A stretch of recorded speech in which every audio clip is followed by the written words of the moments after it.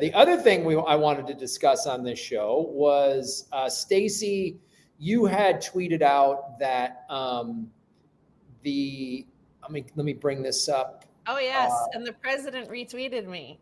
Yes, which was really awesome. The tourism. Oh, no.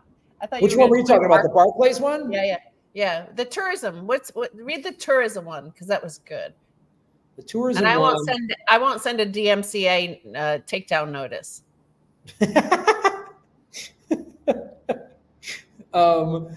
Yeah, so this is the president. One last tweet.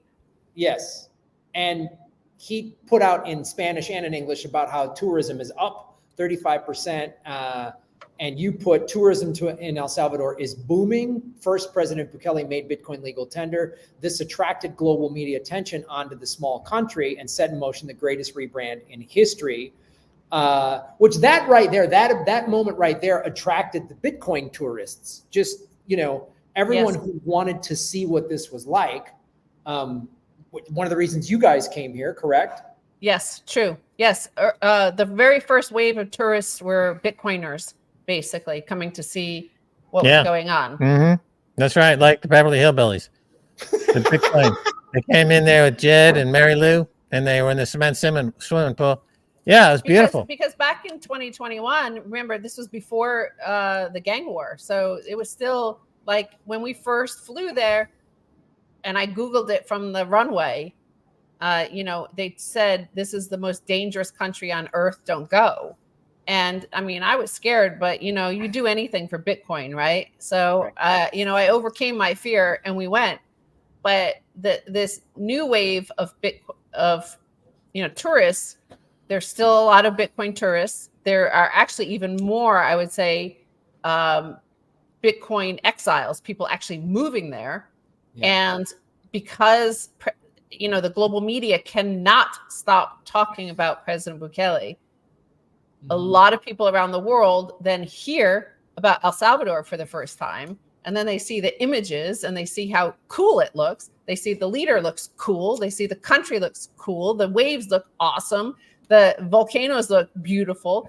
And so they start to think, the news is saying it's safe.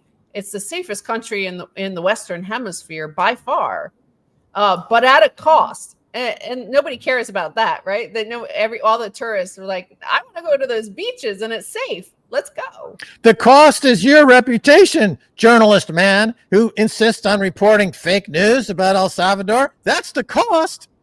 Exactly. Yeah. I mean, I'm one of those people. I mean, at first I commend you and anybody who came here before Bukele made the country safe. Like that was gutsy. It was a year ago. Was it like last March or April is when I started seeing both, Stacy, you and Max's tweets about it's now safe. And that report had come out about a year ago saying it was the safest country in Latin America. And I started following some other Bitcoiners that were down here, notably Sandy Waves, who's a Bitcoin tourist, a tour guide. And I was like, I got to see for myself, because again, I don't trust the mainstream corporate media saying whatever, Bukele is blah, blah, blah. I don't trust them. I'm a Bitcoiner. I trust it. So I verify. I don't trust, I verify. So I came down here, and anybody who's watching this, if you go to my YouTube channel, I have a whole El Salvador playlist, and you can see me interviewing people, like going into formerly bad neighborhoods and how safe they are, interviewing El Salvadorians, telling me their story, why they came down here. And it's like, I personally feel safer here than I do in the United States. Well, that's the don't trust, verify sort of factor of Bitcoin, because, everybody in Bitcoin, most people in Bitcoin know the Keiser report. They might have learned about it on the Keiser report, or certainly watched a lot of our interviews with Bitcoiners and coverage of Bitcoin over the years since 2011. So when they saw me and Max there in El Salvador, not just for a week or 2 weeks or 2 months or 3 months or 5 months or 6 months, like we were there for month after month after month after month for now 2.5 years. And that was their verification. They started to verify, okay, well, it must be worth at least a visit, right? Let's go see for ourselves, because we know them. We've been watching them for 10, 15 years. And so we'll go verify for ourselves that, we trust them, but we're going to go verify. So, that was the first wave, was those Bitcoiners. But I would say, again, like that more of them are actually moving there now than. Yeah, it's true. A lot of people are now moving. The idea, the seed was planted, and then a year, 2 years later, it's growing, and the situation wherever the country you're in is getting worse. And you do it, man. You make the move. We were we just visited a location here in North Carolina where they repair ASICs, right? And it's been operating since 2016. And the guy who runs it, Gerald, he came down to El Salvador in early February for 2 nights, 3 days. And now he's moving there. He's moving there next week. He was only there for 2 days, 3 days. So he's moving to El Salvador. And this is a common thing, right? It's, how that feeling when you're hanging out with your friends at Bitcoin conferences? It's like that across the whole country. You have all this space to, climb volcanoes, surf in the waves. Yeah, that's what you do when you're young. I mean, I visited Paris when I was 30 years old, was going to a party there, fell in love with it. I called my office a week later and resigned and never returned to the United States for 5 years because I just loved it so much. I think this is having the similar impact on people. They come to El Salvador and it really is remarkable. We came up with an idea. I think Stacy really thought of this idea where you remove the violence, and what's underneath the violence are people who are very friendly, very nice, and they're very outgoing, and they're just very, very nice people. So it removed the layer of violence, and underneath are just peace-loving, fun people. Yeah, the thing I noticed too is when I first came down here last June, I was introduced. Sandy Waves introduced me to all these Bitcoiners, and everyone was in some version of. Either they had already come down before and now they were moving here, or they were visiting like me, or one person came down and then they went back and got their wife and kids and were like, we're moving here and let's work on projects. I interviewed all these cool people like Quentin and his girlfriend at Bitcoin Island, La Playa, who are now helping create all the cool stuff that's happening in Berlin, which is Bitcoin City. And everyone was like, how do we get involved and how do we. And like you say, the El Salvadorian people are so nice and friendly and welcoming, and they're like their pride now that they have. Like I was interviewing Ronnie on Monday, who created the Bitcoin hardware store in Zonte, and he's like Salvadorian, and he goes, Salvadorians didn't used to. We were sort of looked down in the Latin American community as this violent country. And he goes, now we have all this pride. And when I speak to people from other Latin American countries, they're all like, man, we got to get a Bukele here in fill in the blank, Costa Rica, Mexico, Guatemala, whatever. And I'm noticing that I've been traveling around this country. We went to the Tazumal, the Mayan ruins on Saturday of several Bitcoiners. We all went there. And then we went to Santa Ana to go to this beautiful Catholic church. I lit a candle for my Irish Catholic grandmother. I hope she's watching from heaven. And it was this beautiful, we saw two amazing things within a 2 hour, hour and a half drive of San Salvador. And everyone was like, there were 3 of us that are all living here. And then there was a young kid who was just visiting, and he's like, man, I got to figure out how to make this. Well, you come down here, you see it, you verify, and then you go, how do I make this work? How do I make this happen? Which is in 21 and first half of 2022, especially, because remember the gang war didn't start until the very end of March. Max and I used to do these live events in order to give people an excuse to fly across the world to come to the event, right? How do you get somebody from Norway or India to fly that huge distance? Well, this was a good reason to go. Okay, there's this event.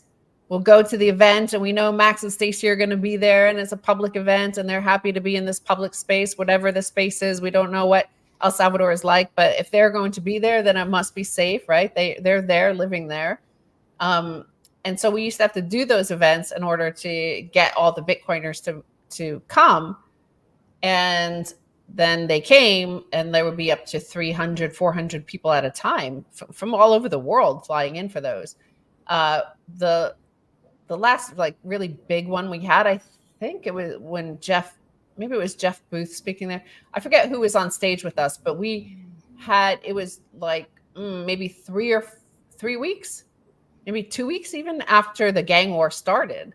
Remember that? And that was down in El Zonte, and there were already people booked, right? So we had to go through with the event because people were flying in from all over the world for it.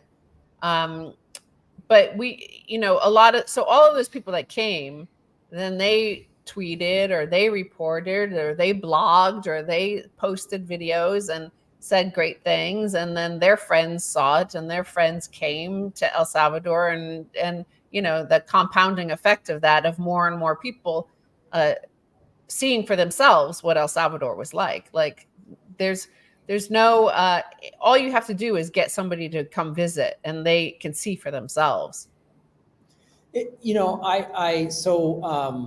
Last Friday, the Bitcoin Beach did its monthly meetup in El Zonte, and Chimbera asked me to speak, and it was so cool. So Lena spoke, who's been on this show. Mauricio, the Minister of Education, spoke, who's been on this show. I spoke, and in the audience, and I've been to that meetup a couple of times, it was so cool. There was some of the people I knew, like Bitcoiners that live here, and then there were people, they went around, who's new? And people were like, I'm from Germany, I'm from Boston, I'm from New Jersey, like all over the world. And, some people were like diehard, orange pill people. Some people were just sort of like, I'm kind of new to this, I don't know, but they're like wanting to learn about it. And everyone there's such an excitement. And so it was so cool. We hung out. There was a DJ I met from Canada, and he wants to come down here and open up like a Bitcoin nightclub, because everyone's like, how do I bring my thing, which is so cool. And it's one of the things you guys first told me when we met, when I was here in June. I'm like, what does this country need? And you're like, everything. And so everyone's like, okay, what can I bring? And it's such a cool vibe. So then yesterday I was using the Bitcoin Beach co-working space, which is a fantastic space in El Zonte. And because the power was out in El Tunco where I was living. So I was like, I got to go, and it's this cool space. And then afterwards I'm just walking on the beach, and this guy comes up to me, and he's like, introduces himself, and he's from Germany, and he runs the Bitcoin Hotel in Austria. This like Bitcoin only hotel. And he's like, you got to guys come do your Orange Pill podcast there. So I'm just kind of pitching you guys here during the live stream that we need to go do this live in Austria. That energy is so cool. I mean, he's like, he's from Germany. I'm, from Chicago and LA, and now we're all here connecting. And it's just this like amazing stuff that's happening. And it's really, El Salvador is like the capital or the crossroads or the touch point, and people are coming here, and they're either moving here or they're getting inspired to set up something cool where they live. And that's what's amazing. And this is like, it's becoming this mecca. Like if you're a Bitcoiner, you have to make a pilgrimage here. You have to come here. Yeah, but the tourism is up 35% this year so far on last year's number, and last year's numbers were all-time record highs. So that's more than just Bitcoin. That is like, Bitcoin definitely sparked that, because it was President Bukele making Bitcoin legal tender that caused the most expensive media in the world to start to talk about him incessantly, right? The Financial Times, the Wall Street Journal, the New York Times, the Washington Post. They gave many column inches every single week to covering him obsessively and saying why this was a bad idea, mostly, right? About the Bitcoin legal tender. And this was before the gang war. And then they, stepped up again with more hate and FUD. But there was so much FUD about Bitcoin, but they kept on covering it, and they kept putting headlines. El Salvador's president, El Salvador's president, El Salvador, El Salvador, El Salvador, El Salvador. So like it's in the mind, it starts seeping into the brain of people all over the world in all sorts of industries and all sorts of, you know, realities that they might not have ever heard of or given any thought at all to El Salvador. But because of him doing such a unique thing of making Bitcoin legal tender, it gave a huge amount of column inches to a little tiny country. And they got to, it was like an asymmetric bet that paid off financially, economically, and culturally, and with tourism, right? It's like Lourdes in France. You know, people go there for the healing waters. It's taken on a new significance. It's just not tourism like, oh, let's do some TikTok videos and get in the bikini. You know, it's healing. You know, you touch the volcano acid and the rocks, and they transform you, and you become one with the Bitcoin singularity. And President Bukele is beaming down from the heavens and from his home, and it's stirring the emotions, and people find that they've never felt this good in their life. Yes. It's so funny. I'm noticing that. So I live in El Tunco, which is it's a surf town. It's a lot of tourists there. And I've met a lot of these people that are tourists just because they heard about it's safe now. They're not even necessarily Bitcoiners. They're like, I'm here for the surfing. And a lot of them I've noticed, they're like surf tourists who like, oh yeah, man, we're going to hit, we were in Costa Rica, we're surfing Nicaragua. And then they come to El Salvador, and their plan was to just maybe come and surf for like 4 or 5 days in El Salvador. And they're all like, man, I'm staying longer. Like all of them just go, this vibe here, those other countries are cool and everything, but they're like, man, the vibe here is so much cooler because as Max said earlier in this, the fact that Salvadorians now feel safe, there isn't, in these other countries, you have to kind of watch your wallet and kind of, you got to like play that head on a swivel thing out. You don't have to here. Like you literally are like, no, it's safe. It's cool. I'm seeing people ride their bikes around, just lean their bike up against something. No one's locking their bikes. Like but that's the new safety. I think the thing that is really altering everything is that when you take the decision and you fly and you land in El Salvador, the one thing that is infectious that really makes you fall in love is the people. Yeah. And part of that is because a lot of that is due to the fact that here is a population that lived for 50 years under brutal civil war, followed by brutal gang war. So they've been totally liberated, and not just liberated by some outside force, but by their own leader that they elected, who is also super fucking cool. And everybody in the world wants him to be their leader too. So you emerge into you're liberated by that guy who everybody thinks is the coolest guy in the world. And like, you get to be cool suddenly and free, not just free, but cool, not just cool, but free. Like you get to be all of that. Right.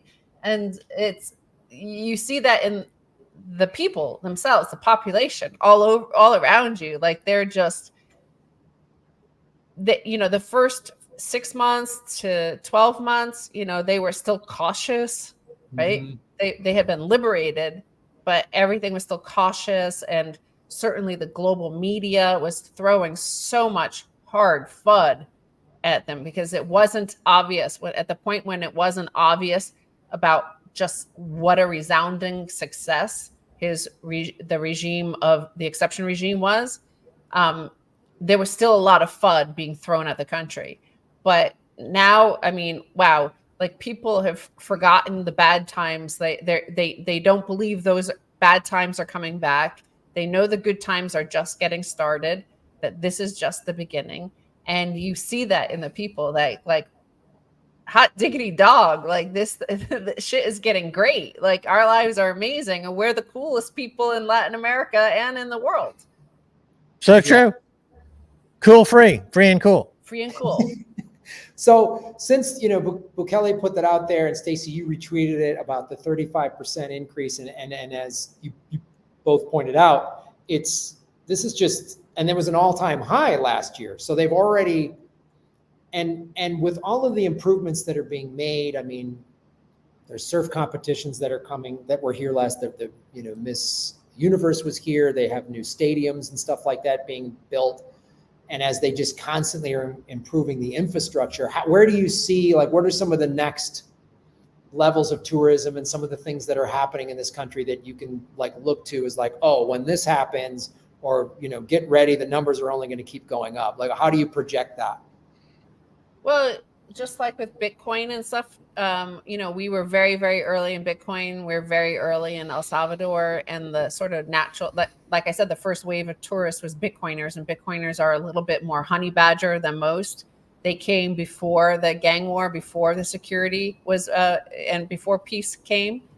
Then you have the more adventurous travelers now. But you're going to start to see, and we know some of them are coming, like really, really big superstar names, like whether they're movie stars or, big titans of industry, like really famous names coming. That's what I think you'll see next.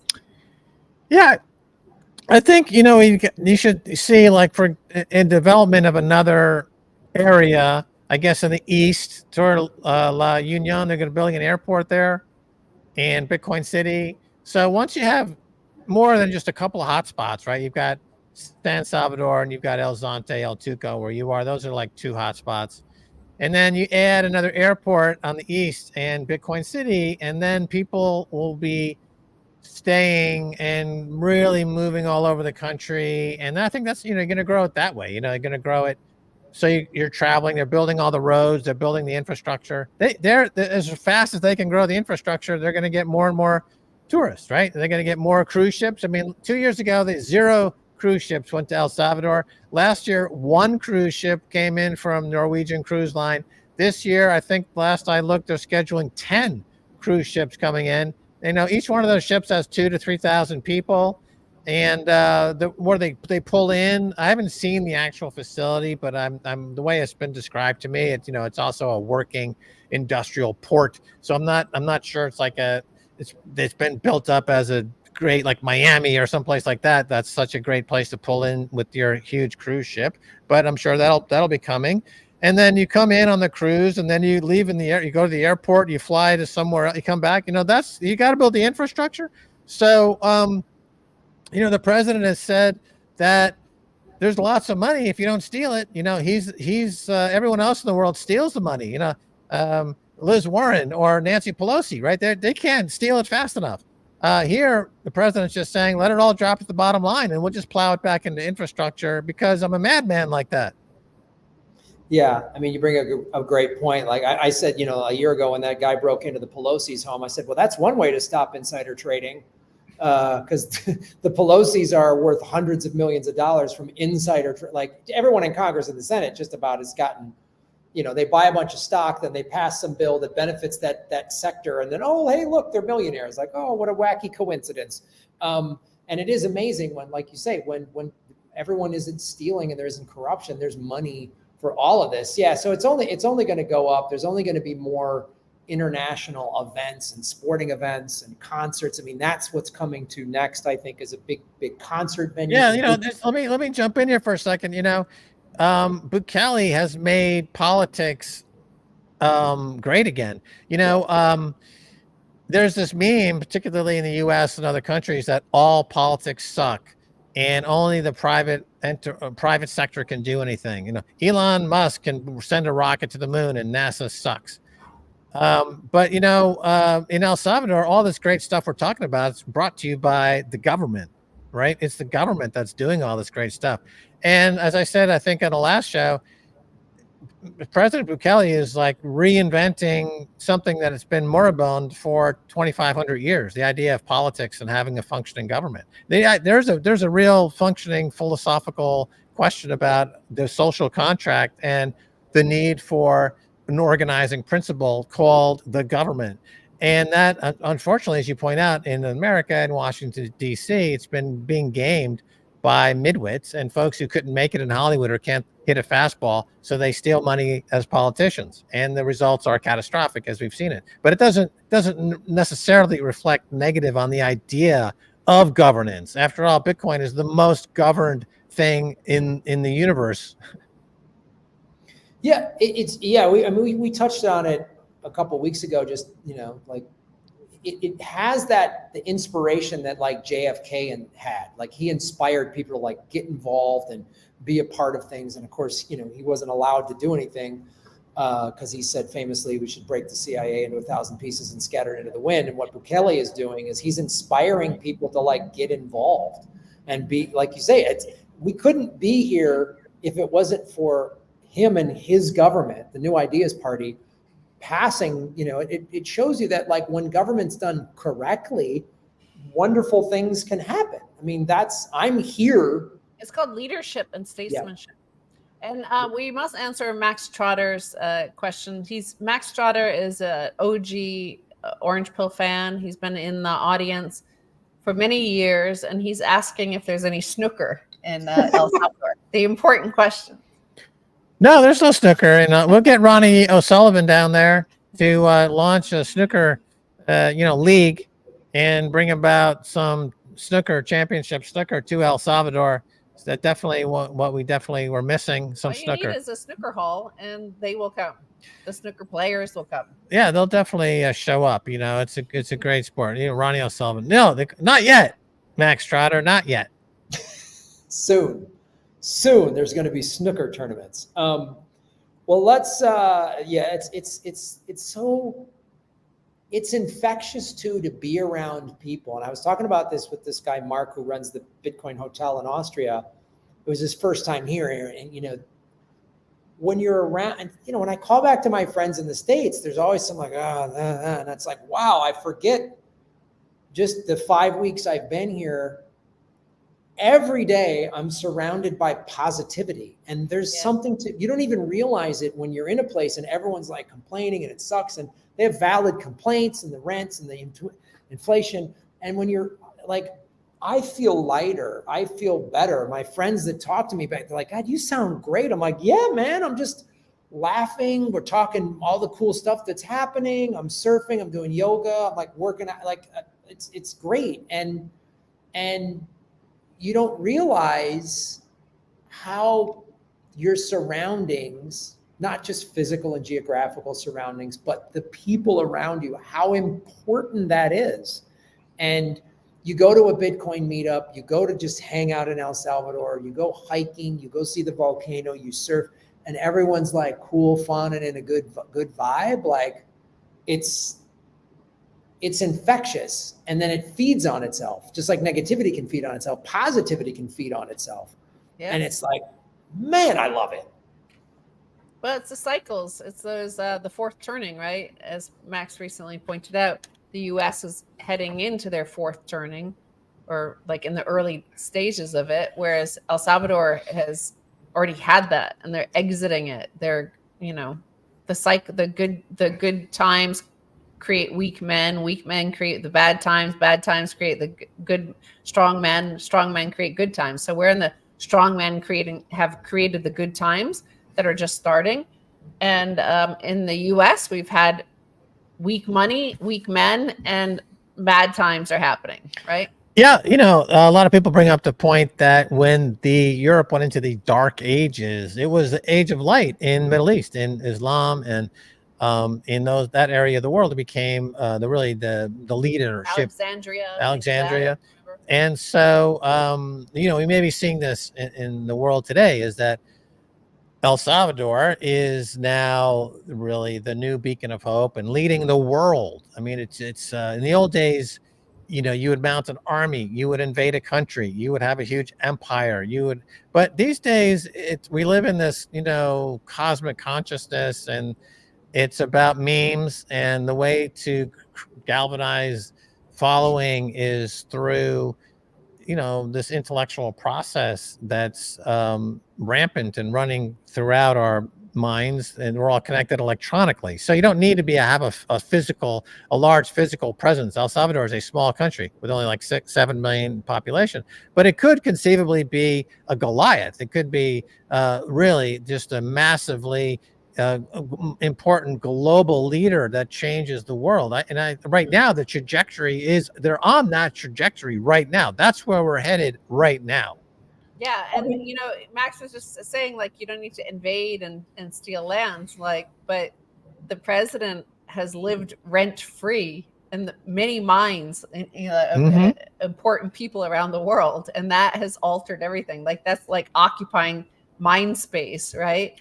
Mind share. Yeah, so. It's mind share. It's the again, politics is being brought up just like Bitcoin has reinvented money for the electronic age. I think President Bukele has reinvented politics for the post central bank, post nation state era. And so now you have Bukele and Bitcoin, and they're together. And so the synergies there are really working on each other in a big way. And so people are like flocking, they're fleeing to El Salvador to escape the fiat money apocalypse, the fiat money dark ages. And this is happening right now. The other thing too, you guys bring up great points, is so not only are people flocking here, but there's also now El Salvador is beginning to like spread the gospel. Like I was at a Meet Premier Bitcoin meetup. They have their curriculum now in 21 languages. They showed this map of the world, and I was like, oh my God, this is it. Like you guys, a bunch of them were just in Madeira and, which is in Portugal. Like, and the Salvadorians, when they arrive with Meet Premier Bitcoin or whatever at these other Bitcoin conferences around the world, they're greeted like conquering heroes. Like, oh, you're here from the promised land. Like you've touched the Rosetta Stone down there, and share with us. It's so amazing to watch. Yes. And by the way, if you are a Swan Bitcoin, private wealth, private client, Max and I next week, we are going to be in Miami, and we're having some events like a private dinner and then a private meetup with Swan clients, Swan Bitcoin, swan.com. They managed to get swan.com /orange pill, because we're going to be in Miami talking about the promised land to their clients and talking about El Salvador and Bitcoin country. So yeah, I think it's it's a limited number of tickets sold. I'm not even sure there's any tickets left. Yeah, I say teasingly. I don't know if it's there's a ticket available. It's just like there's a certain number of seats at the table and seats in the it's by invitation only, I think. Invitation only. You have to be a Swan client. You have to be a Swan private client. That's right. Yes. Swan is amazing. I've really, meeting Corey last year and interviewing him and going some of the Swan Salon private events in Los Angeles, I was like really impressed in that they're Bitcoin only. And again, anyone watching the show, especially if you're sort of new to the space and where do I go and this and that, go to swan.com /orange pill and you get 10 free dollars. And they're all about teaching you how to self-custody, and like they're a Bitcoin maxi place. So go there. You won't get caught up like Coinbase just went down or whatever, trying to convert to these shitcoin ETH fees or whatever nonsense is happening out there in that land.